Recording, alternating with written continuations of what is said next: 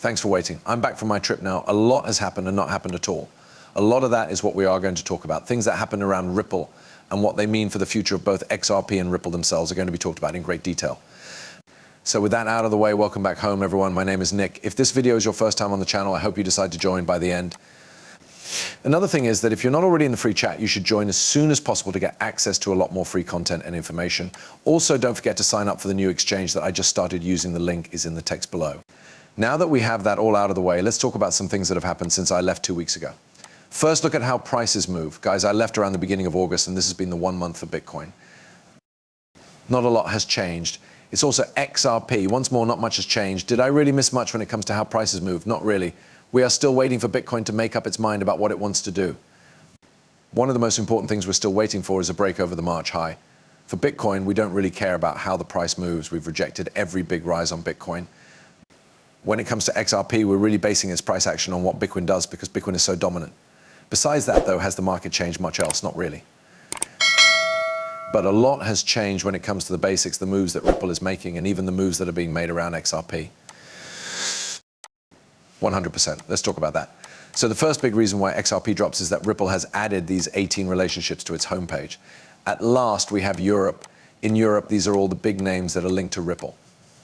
We have our chicks. You can use the BBBABTEC Lemon Way for flexible travel. We also have DZ Bank Israel. Guys, we have people from South America, Asia, Africa, India, the UAE, and Australia. There's no stopping Ripple from being a world giant. In fact, they try to counter that. It's all right, you could try. Let's be honest about this. In reality, Ripple has grown very quickly over the last couple of years while being sued by the SEC, and they already have a foot in the door when it comes to that. This post from XRP Drops, which I remember really kind of builds on this one and talks about all the great partnerships that Ripple has in the war.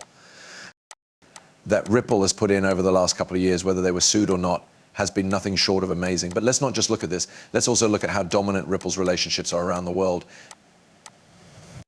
This isn't just about Ripple, it's also about the names that are linked to Ripple.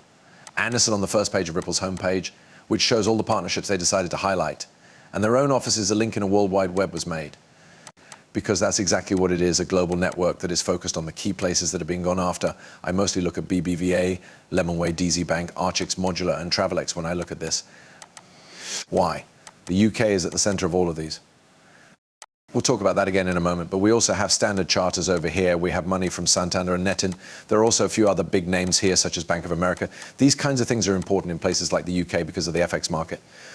Nearly half of the daily $7.5 trillion FX market trades happen in London. That's why we think it's one of the best FX sites. This is why we look at all of Ripple's relationships in the UK. This is also the main reason why Ripple already has access to 90% of the FX market, which is a big deal. We also have the RippleNet committee on the Ripple homepage, as well as the 6 organizations they picked to show off below. We see the most of both types of people in Europe, especially London, where 2 of the 6 RippleNet committee members and 3 of the companies are located. Also, London is where we've seen the most job openings for Ripple in the past few months. More than a third of all present job openings are in London. I also think that a lot of the DLT moves going on right now, for example, the adoption of even technically strict rules. Yes, Mika was the big first one in Europe. I still think that the UK will become a major hub and maybe even a giant in the field of digital assets and blockchain technology. This will happen when these technologies are widely used and adopted.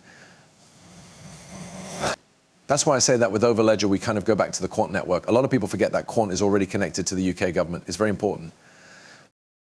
Don't forget that Quant does have TC307. Standardization of DLT blockchain and use cases related to it are all based in the UK. That's why I think the UK is really ahead of almost every other country.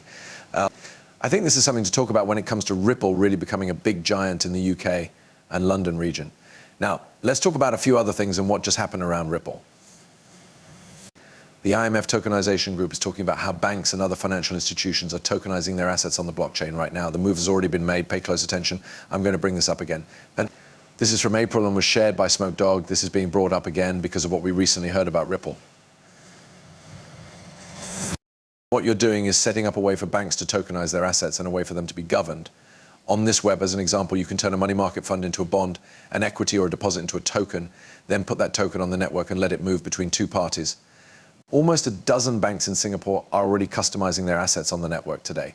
The news that Standard Street Bank is tokenizing their trade accounts came out, I think, a few months ago. The UBS Money Market Fund is becoming a tokenized fund. It's called Tokenizing at JPM. You can see that switch is already on. And from the point of view of market efficiency, you are getting rid of a lot of the system's operational routines. So we don't want to get into the complicated legal or academic meaning of what a token is. Instead, I just see it as a really cool piece of technology. You put that piece of property on the network so that you can mix the value of the property with the control of the property into a single token. I can set up the network correctly, and then you and I can move the object between us without having to have people bring together different systems. That's what's going on in Singapore. So you see this as something that could change things. That's all there is to it. Now that we can really hear these talks, we can tell what's going on behind the scenes. Yes, almost every big bank and other big companies getting into tokenization. They want to use the best technology, the one that has been around the longest and the one they know they can trust. And if we really look at that, Ripple and XRP are truly at the top of that, especially when it comes to the XRP system, which has been the center of many tokenization projects lately. After hearing what's going on, it looks like every bank and other business is ready. They are ready for what is going to happen. Remember that everyone won't start using DLT and blockchain on a large scale or making the big switch until everything is clear. Also, this is what we just got. We got some big news. This comes from Crypto Laws and was just released on the 20th. It's about the SEC lawsuit that took almost 4 years and cost almost $200 million. Ripple won the case against the SEC's overreach. Stuart Alderati, Ripple's top legal counsel, will talk more about their point of view. Look at this now. We were very pleased to get this decision. It stands for completion. It is a final decision. We do think it's a win. The court kept saying that the CC was going too far, which is what they did. The CC's claim that Ripple acted carelessly was not accepted. The judge informed the SEC that there were no claims of fraud or wrongdoing in this case, and there were actually no victims. Also, do you remember there was no harm done by this? There is no going back on this decision, which is a big deal. As far as the CC case against Ripple goes, this is pretty much the last straw. So, is this all done? Is everything over now? Not really, but the final decision is definitely, a step in the right way, and I think that will be the key that locks the door for good. We can now finally move on. This will happen, and once it does, Ripple and XRP will have 100% full clarity. XRP already has clarity, and Ripple as a company will have clarity. Now, institutions can use Ripple and work with it without having to worry about being looked at closely.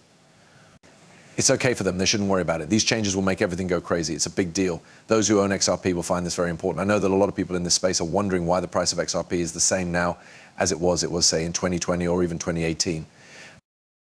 What do you know? It's my pleasure to inform you that you are not required to hold XRP. Second, you can sell XRP whenever you want. You don't have to hold on to XRP forever. There's no need to watch these movies.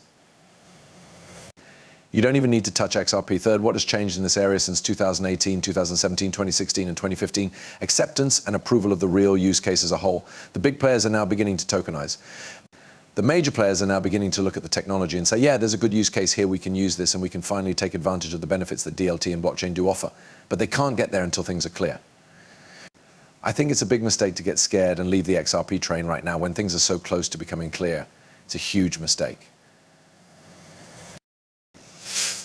Besides that, I'd like to talk about this post.